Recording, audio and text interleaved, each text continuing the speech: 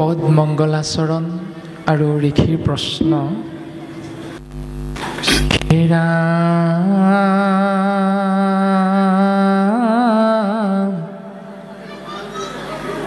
জয় জয় কৃষ্ণ কৃপাময়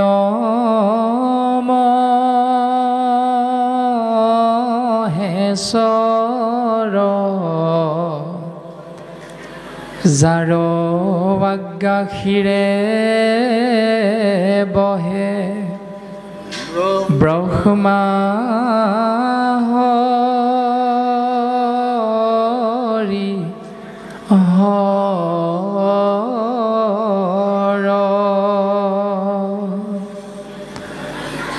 মৎস্য কুৰ্ম আদি অংশ অৱতাৰ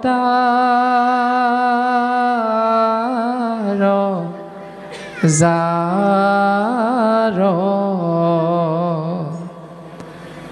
ঈশ্বৰ কৃষ্ণক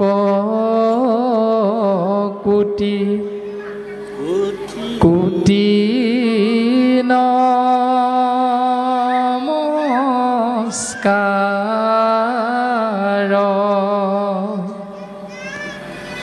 হে ৰাম ৰাম নমো নমো মধু মুৰৰিপু মহাহৰি অন্ত্যযুতমবাতি হৈ জাকস্মৰি সমস্তে জগত উদ্ধাৰক যাৰ নাম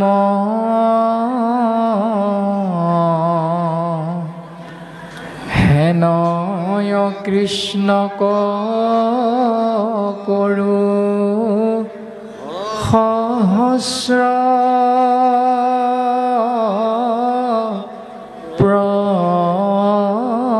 প্ৰণাম। প্ৰভু ভগৱন্ত ভকতৰ নৱনিধি হৰিক স্মৰণে আৰম্ভৰ শোক সিদ্ধি পৰীক্ষিত মুখ কথা দ্বাদশ স্কন্ধৰ কৃষ্ণৰ চৰণে ভনে কিংকৰ কৃষ্ণৰ। প্ৰথম স্কন্ধৰ পৰা দ্বাদশ পৰ্যন্তে কহিলা ৰাজাত মহামুনীন্দ্ৰ মহন্তে সংক্ষেপ কৰিয়া উদ্ধাৰিয়া তাৰ সাৰ শংকৰে ৰচিলা কৃষ্ণ চৰিত্ৰ পয়াৰ। প্ৰথম স্কন্ধৰ পৰা 12 নম্বৰ স্কন্ধ পৰ্যন্ত অভিশপ্ত এটি হৰিধাৰী মনুষ্য পৰীক্ষিত নামৰ ব্যক্তিজনৰ যি অপৰাধজনিত কৰ্ম, সেই অপৰাধৰ পৰা মুক্তি পাবৰ বাবে, পৰিত্ৰাণ পাবৰ বাবে শোকগুৰুৰ মুখেৰে প্ৰকাশিত ভাগৱত তত্ত্ব কৃপালু শ্ৰীমন্ত শংকৰদেৱ গুৰুজনাই সৰ্বশাস্ত্ৰ মন্থন কৰি আমি সমস্ত জীৱৰ মংগল হোৱাকৈ সংক্ষেপে কৰিয়া উদ্ধাৰিয়া তাৰ সাৰ শংকৰে ৰচিলা কৃষ্ণ চৰিত্ৰ পয়াৰ। সংক্ষেপতে তাৰ সাৰটো উদ্ধাৰ কৰি আনি কৃপালু গুৰুজন বস্তুৱে শ্ৰীমদ ভাগৱতৰ মাধ্যমেৰে প্ৰকাশ কৰিছে। আৰু আজিও আমি সীমিত জ্ঞানৰ জৰিয়তে আপোনাসৱৰ অগ্ৰত কথাখিনি আগবঢ়াই দিবলৈ চেষ্টা কৰা হ'ব আৰু গতানুগতিক পাঠভাগি আমি আগবঢ়াই নিবৰ বাবে আগবাঢ়িব বিচৰা হৈছে। হে ৰাম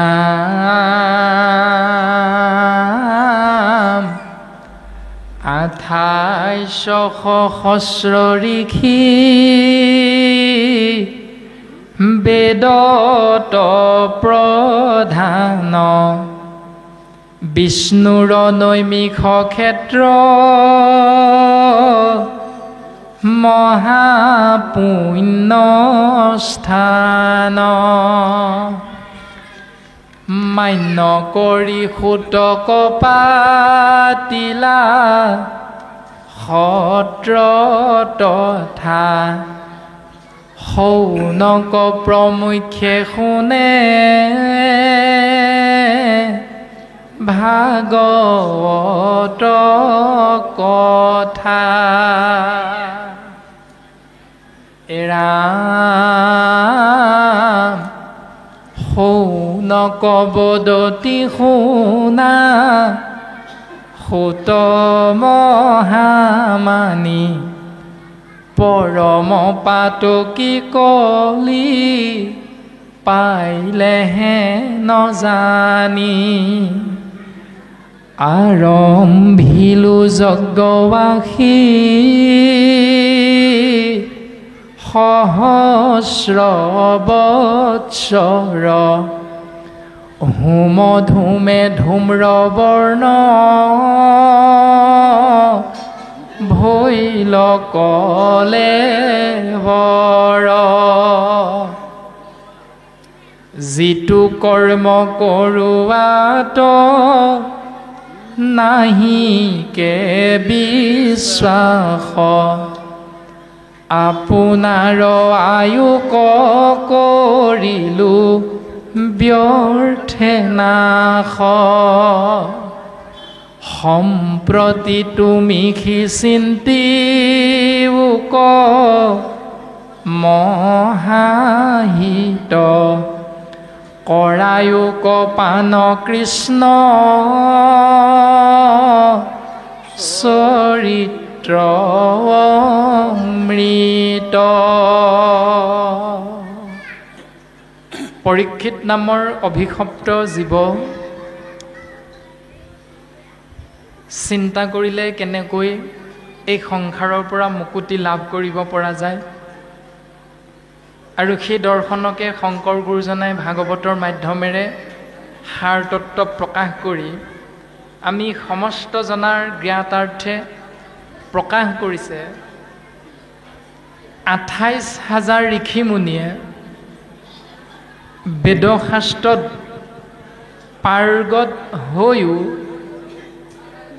বিষ্ণুৰ নৈমিষ ক্ষেত্ৰ নামৰ এক মহাপুণ্যস্থানত মহামানী উগ্ৰশ্ৰৱা সুতক মান্য অনুসাৰে আসনত উপবিষ্ট কৰোৱাই শোকগুৰুৰ আজ্ঞা শিৰোগত কৰি উগ্ৰশ্ৰৱা সুতৰ পদ্মমুখখনতে কৃষ্ণ কথা ভাগৱত কথা শুনাৰ চিন্তা কৰিলে। সৌনক প্ৰমুখ্যে শুনে ভাগৱত কথা আৰু শুনিবলৈ চিন্তা কৰি সৌনক নামৰ বৃদ্ধ ঋষিজনে পদ্মমুখখনতে 28,000 ঋষি মুনিৰ প্ৰতিনিধিত্ব হৈ উগ্ৰশ্ৰৱা সুতৰ চৰণত সমস্ত জনাৰে ভাৱনা প্ৰশ্ন আকাৰে আগবঢ়াই দিছে। পদে আমাক প্ৰকাশ কৰিছে সৌনক বদতি শুনা সুত মহামানী। বদতি মানে কৈ থকা, সৌনক ঋষিয়ে উগ্ৰশ্ৰৱা সুতৰ আগত প্ৰকাশ কৰিছে, সেই মান্যবৰ তুমি শুনাচোন। পৰম পাতকী কলি পাইলে হেন জানি। পৰম পাপী কলি ইতিমধ্যে সময়ৰ ওপৰত শাসন কৰিবৰ বাবে উপস্থিত হৈছে, কিয়নো সৃষ্টি স্থিতি প্ৰলয়ৰ গৰাকী কৃষ্ণ তত্ত্বই সত্য ত্ৰেতা পাৰ হৈ দাপৰৰ শেষত জন্মগ্ৰহণ কৰি ইতিমধ্যে জীৱৰ মংগল সাধন কৰি এই ধৰাধাম তেৰাই এৰিছে আৰু লগে লগে সময়ৰ ওপৰত প্ৰভুত্ব বিস্তাৰ কৰি জীৱক পৰিচালনা কৰিবৰ বাবে যুগৰ অধিপতি সময়ৰ গৰাকী কলিৰ আগমন হৈছে। পৰম পাতকী কলি পাইলে হেন জানি। আমি ইতিমধ্যে বুজিব পাৰিছোঁ কলিৰ আগমন হৈছে। আৰু আমি এটা কৰ্ম কৰি আছিলোঁ, সেই মান্যবৰ কৰ্মটো কি? আৰম্ভিলো যজ্ঞ আশী সহস্ৰ বৎসৰ, হোম ধূমে ধূম্ৰ বৰ্ণ ভৈল কলেবৰ। আমি 1000 বৰ্ষজোৰা এটা যজ্ঞ কৰ্ম কৰি আছিলোঁ, যিটো কৰ্মৰ দ্বাৰা আমাৰ লাভ হ'ল এটাই, সেইটো হ'ল যজ্ঞৰ বাবে ব্যৱহাৰ কৰা হোম অগ্নিৰ ধোঁৱা লাগি আমাৰ শৰীৰটো ধোঁৱা বৰণীয়া হৈ গ'ল। আৰু আমাৰ শৰীৰটোৰ লজ্জা নিবাৰণৰ বাবে পৰিধান কৰা বস্ত্ৰবিলাকো 1000 বছৰ ধোঁৱা লাগি লাগি কাপোৰবিলাক ধোঁৱা বৰণীয়া হৈ গ'ল, লেতেৰা হৈ গ'ল। আপোনাৰভাৱে ইয়াৰতো প্ৰমাণটো পায়েই। ঠাণ্ডা দিনত যেতিয়া জুই পুৱাই থকা যায়, জুইৰ ওচৰত 2 ঘণ্টামান বহি দিলে গাটো ধোঁৱা ধোঁৱা নুগোন্ধায়নে? এতিয়া ঋষিমুনিসকল কিমান দিন বহি আছিল জুইৰ কাষত? 1000 বছৰ। গা পা ধুইছে নুধুইছে তাৰ কোনো কথা নাই। 1000 বছৰ তেওঁলোকে যজ্ঞ কৰ্ম কৰি আছে, আৰু তাৰ পৰা লাভ হ'ল মাত্ৰ শৰীৰটো লেতেৰা হ'ল, ধোঁৱা বৰণীয়া হ'ল কাপোৰ কানিখিনি। আৰু ভাওনা কালিলৈ হ'ব আপোনালোকৰ ইয়াত। ভাওনা ভাগত হয়তো ঋষিমুনি ওলাবও পাৰে নোলাবও পাৰে, আমি বাৰু নাজানো। কিন্তু ঋষিমুনি যদি ওলাই কালিলৈ এই কথাটো অকণমান মন কৰিবচোন। ঋষিসকলৰ দাড়ি চুলিবিলাক তাম বৰণীয়া কিয় হয় এইটো চাবচোন বাৰু। তাৰ মূল কাৰণটো এইটোৱে। ঋষিমুনিসকলৰ চুলি দাড়িবিলাক ক'লা কেতিয়াও নহয়, চাব আপোনালোক, প্ৰায় তাম বৰণীয়াই থাকে। কিয়? কাৰণ 1000 বৰ্ষজোৰা তেওঁলোকে এটা যজ্ঞ কৰ্মৰ বাবে এই দৰ্শনটো ৰূপসজ্জা কৰা সেই ব্যক্তিসকলে সেই দৰ্শনটো ভাগৱতৰ পৰা আনে। আৰু যিসকল কৰ্মকাণ্ড মাৰ্গটোত নাছিল, তেওঁলোকৰ দাড়ি চুলিখিনি অকণমান ক'লা হয়, কেতিয়াবা বগা হয়, কিন্তু প্ৰায় তাম বৰণীয়া থাকে, কিয়নো ধোঁৱা লাগি লাগি ধোঁৱা বৰণীয়া হৈ যায়। তাৰপাছত পদে আমাক প্ৰকাশ কৰিছে যে যিটো কৰ্ম কৰোঁ আত নাহিকে বিশ্বাস, আপোনাৰো আয়ুকক কৰিলোঁ ব্যৰ্থে নাই। আমি যিটো কৰ্ম কৰিলোঁ সেইটোত আমাৰ বিশ্বাস নাই, সেইকাৰণে আমি আমাৰ আয়ুসবিলাক 1000 বছৰ এনে এনে নাশে কৰিলোঁ নেকি, এনেকুৱা ভাৱনাটো সৌনক নামৰ ঋষিজনে 28000 ঋষিমুনিৰ উত্তৰাধিকাৰী হৈ প্ৰতিনিধিত্ব কৰি উগ্ৰশ্ৰৱা 17 চৰণত ভাৱনাটো অৰ্পণ কৰিছে। এতিয়া বঢ়াৰপু মহাপুৰুষ মাধৱ গুৰুজনাই ইয়াৰ এটি সুন্দৰ দৰ্শন দিছে নামঘোষা শাস্ত্ৰত। যিটোজনে কৃষ্ণ কথা বিচাৰে সময়ে মনে, ধৈৰ্য ধৰি ক্ষণেক থাকয়, যত তীৰ্থ স্নান দান, যিমানবিলাক তীৰ্থ ভ্ৰমণ কৰিলে, স্নান কৰিলে, দান কৰিলে, যাগ যজ্ঞ পূজা পাতল কৰিলে, সমস্তখিনি পুণ্যৰ ফলটো কৃষ্ণ নামৰ মাধ্যমেৰে লাভ হয়। আজি আমি সমস্তজনাই জনা নজনাৰ মাধ্যমেৰে যে এই বৰনামঘৰৰ পবিত্ৰ পুণ্য ধামত সমস্তজনে আসন পাতি পাতি আসনত উপবিষ্ট হৈ বহি আছোঁ, আসনাধীষ্ঠ হৈছোঁ, এতিয়া আমাৰ কি লাভ হ'ব? মাধৱ গুৰুজনাই সেই দৰ্শনটো দিলে যে যিটোজনে কৃষ্ণ কথা বিচাৰে সময় মনে ধৈৰ্য ধৰি ক্ষণেক থাকয়, যিজনে কৃষ্ণ কথা বিচৰাৰ লগে লগে সময়ত সেই কৃষ্ণ কথা আশ্ৰয় কৰিবলৈ সৌভাগ্যৱন্ত হ'ল, যত তীৰ্থ স্নান দান জাগ যুগ যোগাদিৰো ফলক পাৱয়। সমস্তৰ ফল কৃষ্ণ নামৰ মাধ্যমেৰে এটি জীৱই লাভ কৰিব পাৰে। যদি এইটো সত্য হয় তেতিয়াহ'লে ভাগৱত কৃষ্ণ নাম শ্ৰৱণ কৰাৰ পাছত আমি বাকী কৰ্মবিলাক কৰিবলৈ ইচ্ছা কৰাটো শুদ্ধ নে অশুদ্ধ, ইয়াতেই খুব সুন্দৰভাৱে প্ৰকাশিত হৈ আছে।